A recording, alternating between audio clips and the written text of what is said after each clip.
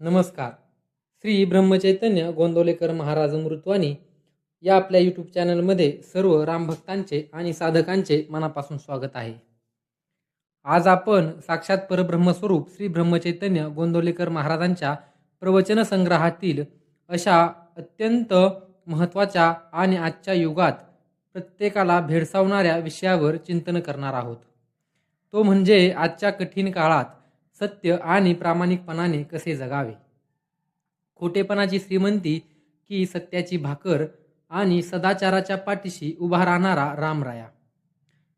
भक्तांनो, आजच्या काळात आपण पाहतो की जो खोटे बोलतो, लोकांना फसवतो, भ्रष्टाचाराने किंवा चुकीच्या मार्गाने पैसा कमावतो, तो समाजात पटकन पुढे जाताना दिसतो.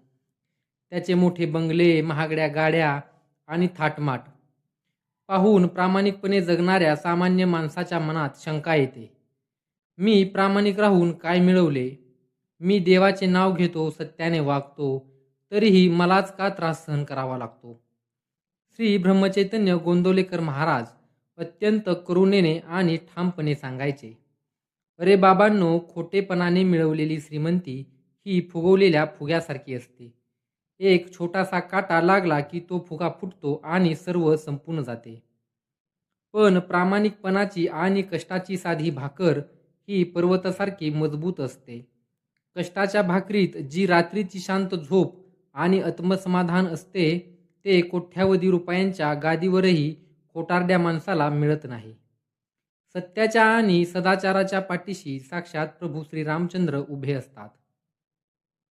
भक्तांनो, श्री गोंदवलेकर महाराजांच्या काळातही अनेक भक्त हाच प्रश्न घेऊन महाराजांची चरणी यायचे. भक्त विचारायचे, महाराज, बाजारात किंवा व्यवसायात सगळे खोटे बोलतात. आम्ही जर प्रामाणिकपणे राहिलो तर आमचा व्यापार कसा चालणार? आम्ही कुटुंबाचे पोट कसे भरणार? यावर साक्षात परब्रह्मस्वरूप श्री गोंदवलेकर महाराजांनी दिलेले उत्तर हे आजच्या आधुनिक युगातही प्रत्येक माणसाचे डोळे उघडणारे आहे. महाराज म्हणतात, अरे बाबांनो, हा तुमचा फार मोठा गैरसमज आहे की खोटे बोलल्याशिवाय प्रपंच किंवा व्यापार चालत नाही. प्रपंच हा खोटेपणावर नाही तर तुमच्या कष्टावर आणि रामाच्या कृपेवर चालतो.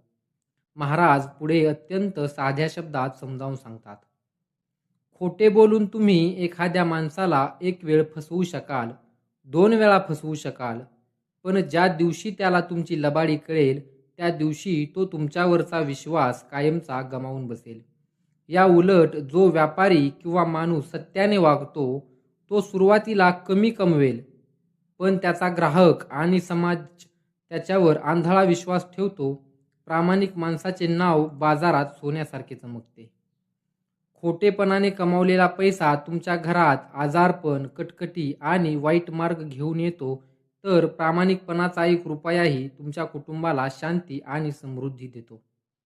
महाराज अत्यंत मार्मिक प्रश्न विचारतात.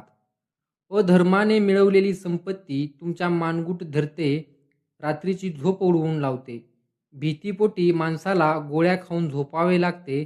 मग मला सांगा, अशी श्रीमंती काय कामाची? ज्या संपत्तीमुळे देवाचे नाव विसरायला होते आणि मनात सतत भीती राहते, ती श्रीमंती नसून साक्षात नरक आहे.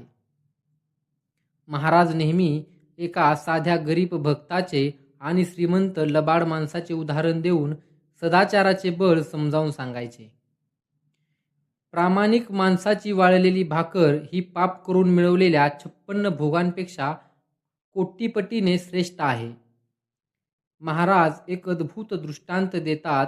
एका गावात एक अत्यंत श्रीमंत सावकार राहत होता. त्याने लोकांचे हक्क मारून खोटे दस्तऐवज बनवून अथांग संपत्ती जमा केली होती. त्याच्या घरी अलिशान पलंग होते, नोकर चाकर होते, रोज उत्तम पक्वान्न बनत होते. पण त्याला इतकी भीती होती आणि इतकी चिंता होती की रात्री 2-3 वाजले तरी तो पलंगावर तळमळत राहायचा. त्याला झोपच येत नव्हती. दुसरीकडे त्याच गावात एक गरीब शेतकरी होता. तो दिवसभर राबायचा, प्रामाणिकपणे कष्ट करायचा आणि संध्याकाळी घरात येऊन रामाचे नाव घेत सुकी भाकर आणि कांदा खायचा. पण ती भाकर खाल्ल्यानंतर तो देहाचे भान विसरून गाढ झोपायचा. मग सांगा मला, खरा श्रीमंत कोण? तो सावकार की हा शेतकरी. महाराज पुढे म्हणतात, खरी श्रीमंती ही बँकेतील शिल्लक रकमेत नसते, तर तुमच्या अंतःकरणातील शांतीत असते. आणि ती आत्मशांती केवळ आणि केवळ सत्य व प्रामाणिकपणाने जगल्यानेच मिळते. अनेकदा आयुष्यात असा प्रसंग येतो जेव्हा प्रामाणिक माणसावर कठीण परिस्थिती येते. अशा वेळी मन डगमगते आणि वाटते की आता थोडे खोटे बोलून किंवा चुकीचा मार्ग धरून या संकटातून बाहेर पडूया. पण महाराज कडक शब्दात इशारा देतात, संकट आले म्हणून जर तुम्ही सत्याचा आणि नामाचा मार्ग सोडला तर तुम्ही परीक्षेत नापास झालात, असा त्याचा अर्थ होतो.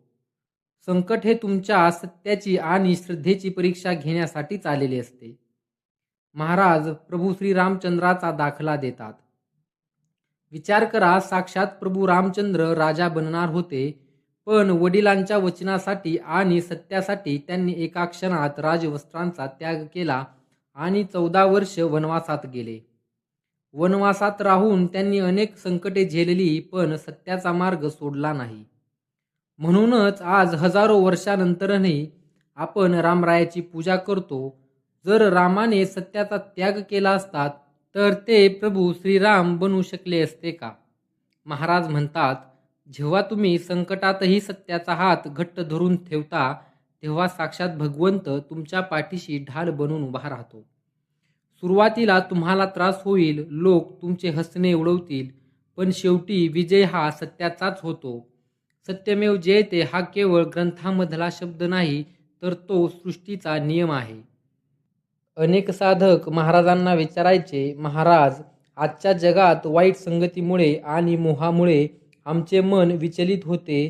मनात खोटे बोलण्याची किंवा लबाडी करण्याची इच्छा निर्माण होते. अशा वेळी सदाचार कसा टिकवावा? यावर श्री गोंदवलेकर महाराजांनी दिलेली नामस्मरणाची युक्ती हे माणसाचे चारित्र्य शुद्ध करणारी सर्वात मोठी गुरुकिल्ली आहे. महाराज म्हणाले, अरे बाळांनो, माणसाच्या मनामध्ये रामनाम नसले की तिथे वाईट विचार आणि अधर्म प्रवेश करतो. जसे अंधार असलेल्या खोलीत डास आणि किडे जमा होतात, तसेच नामाशिवाय असणाऱ्या मनात खोटेपणा आणि हव्यास जमा होतो. तुमच्या जिभेवर अखंड नामस्मरण चालू ठेवा, म्हणजे मनात वाईट विचार यायला जागाच उरणार नाही. महाराज एक सुंदर उपदेश देतात.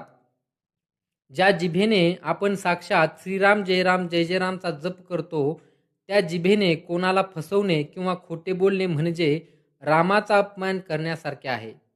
जेव्हा तुम्ही मनापासून नाम घ्यायला लागाल तेव्हा तुमच्या मनात एक अद्भुत आत्मबळ निर्माण होईल. तुम्हाला कोणत्याही मोहाला बळी पडण्याची गरज भासणार नाही. भक्तांनो, आजच्या या कपटी जगातही सत्याचा मार्ग धरून प्रामाणिकपणे जगण्यासाठी आणि रामाची कृपा मिळवण्यासाठी श्री गोंदवलेकर महाराजांनी दिलेले हे 5 सुवर्ण नियम आज तुमच्या आयुष्यात लागू करा. नियम पहिला, कमाईत प्रामाणिकपणा ठेवा. कष्टाचा आणि प्रामाणिकपणाचा 1 रुपया हा अधर्माने मिळवलेल्या 1 लाखापेक्षा श्रेष्ठ आहे. कामात किंवा व्यवसायात कोणालाही फसवू नका. नियम दुसरा, सत्य आणि गोड बोला. नेहमी सत्य बोला, पण ते सत्य समोरच्याचे हृदय दुखावणारे नसावे. सत्याला रामनामाचा गोडवा द्या. नियम तिसरा, परिस्थितीचा स्वीकार करा. कमी पैशात किंवा साध्या राहणीमानात जगावे लागले तरी चालेल, पण श्रीमंत दिसण्यासाठी कर्ज काढून किंवा चुकीचा मार्ग धरून जगू नका. नियम पाचवा, अहंकार टाळा. आपल्या प्रामाणिकपणाचा किंवा धार्मिकपणाचा अहंकार करू नका. मी प्रामाणिक आहे हा अहंकार आला की परमार्थ गळून पडतो. नियम पाचवा, अखंड नामाचा आश्रय. सत्य मार्गावरून चालताना येणाऱ्या अडचणींना तोंड देण्यासाठी जिभेवर अखंड श्रीराम जयराम जय जयरामचा जप चालू ठेवा.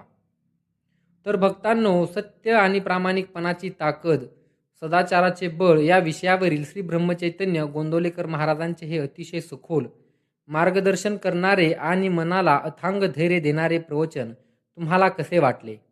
आजपासून कोणत्याही परिस्थितीत खोटेपणाचा मार्ग न धरता प्रामाणिकपणे राहून अखंड नामस्मरण जपण्याचा संकल्प तुम्ही करणार का? हे आम्हाला कमेंटमध्ये नक्की सांगा.